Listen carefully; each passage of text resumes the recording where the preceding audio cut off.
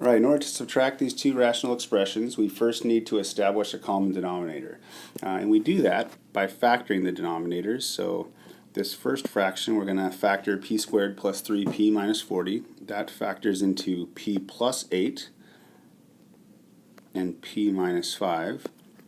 And the second expression, we actually have nothing to factor. This is just p minus 5. Okay, now we identify the least common denominator. The least common denominator is all the unique factors, and so in this case we have a p plus 8 and a p minus 5 from the first factor, the first denominator. And then actually in the second denominator here, we just would have a p minus 5, so we don't need to add anything to this. This right here is our least common denominator. Now we need to build these fractions to have the same denominator, since we've established a least common denominator.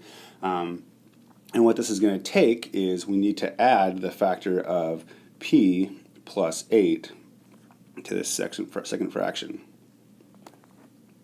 Alright, so what this is going to look like now is we have this 10p plus 4 over p plus 8 times p minus 5. And now in the second fraction, we have the same denominator as what we're looking for, p plus 8 times p minus 5. We don't have to actually multiply that out.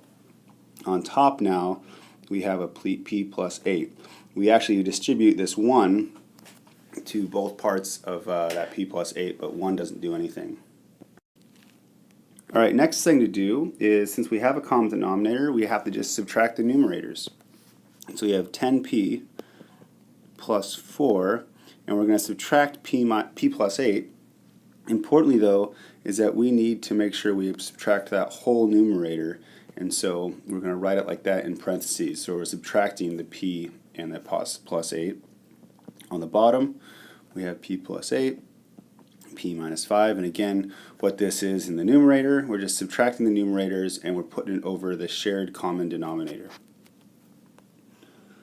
Then, to clean up the numerator, we distribute the negative through that second set. So we have 10p plus 4 minus p minus 8 over p plus 8 times p minus 5.